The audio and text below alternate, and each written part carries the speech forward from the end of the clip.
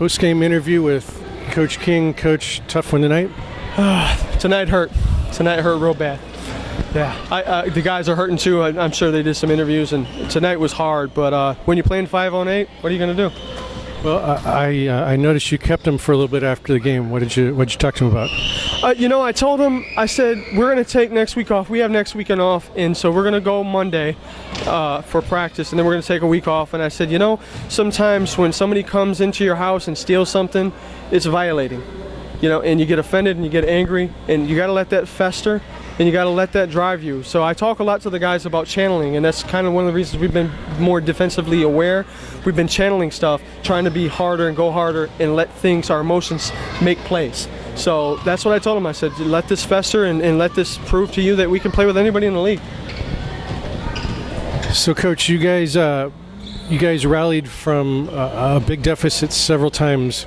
I think it kind of speaks to the character of the team that you continue to come back over and over again. Oh, we're really resilient. We're really resilient, completely resilient. But there's still lapses that we get resilient, and then we get excited and content. So we got to keep the resilience and keep the momentum. We lose the momentum when we come back from leads, and that's why we still end up on the short end sometimes. Yeah. But it has to be encouraging that you guys almost won this game despite Chris Watson maybe having the worst game of his life.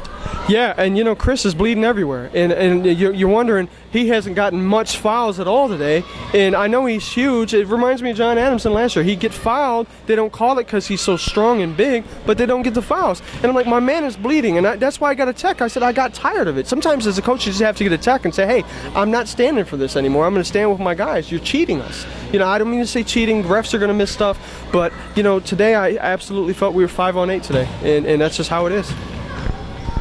So what's the next game, and how do you kind of recharge the batteries of the team? Well, we're hitting the road. We're going to Miami and Palm Beach the week after the 4th of July.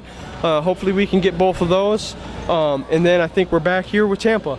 And then we play Heartland on the road. So we got one more home game on July 19th. Hopefully our Orlando folks come out and support us. I mean, look, it's great basketball, right? I mean, for $10, you're not going to get a better, more exciting game. I mean, these guys are great athletes. So we'll do that. Hopefully we get to Palm Beach and Miami and handle that and just start another run.